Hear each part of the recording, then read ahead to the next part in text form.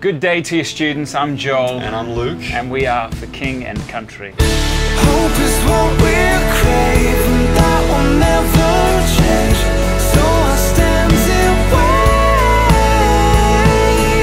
wait. It's interesting that we get to talk about See You at the Pole today, because I remember when I was about 13, 14 years old as a homeschooler, I actually got the opportunity to go to the local school to actually gather with some of my friends, some of my peers for See You at the Pole. So this has always been something that has kind of been real close to me in my heart, because I've been able to see the power in prayer, and to be able to see when schools and students get together and surround that flag and be able to pray together, something real significant takes place.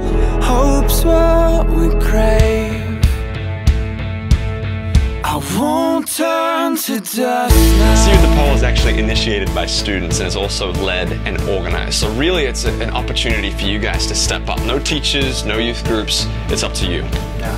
And I think there's a great opportunity there to show leadership in your school, to say, hey, we're not going to lean on parents or teachers or anyone else to organize this. We are going to take initiative.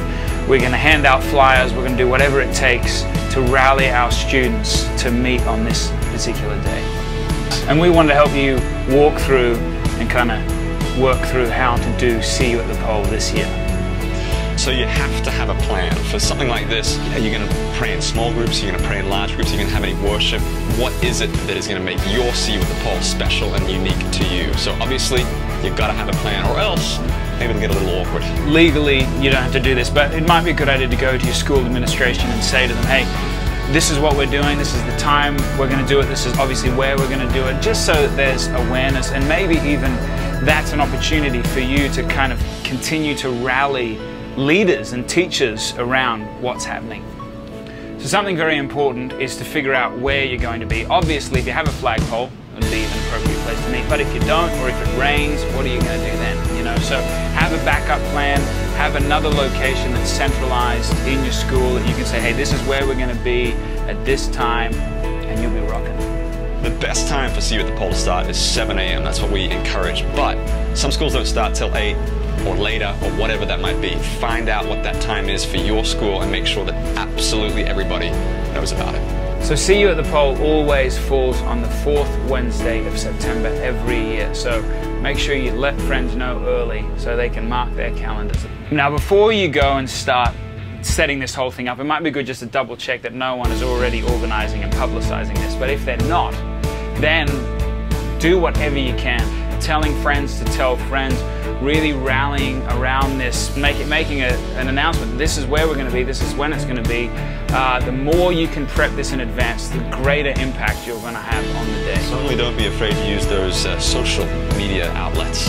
Speaking of social networking, go to SYATP.com, and that's where everything is. You've got artwork, you get flyers printed, all the information you need to make sure this is rocking and rolling is on there. So make sure you check that out.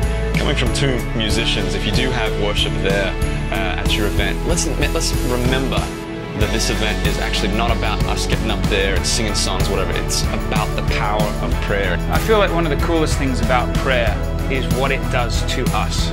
It's so unifying.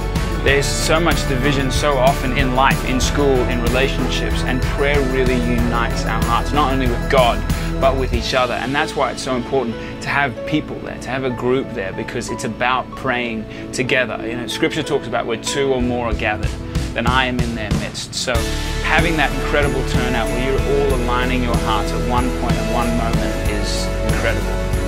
So after the event, when it's all said and done, we want to hear your stories. So go to syatp.com and you'll see on there's a little section where you can leave sort of a testimonial. You can share your stories about what happened, how many folks showed up, and how incredible this moment was where you all came together at the pole.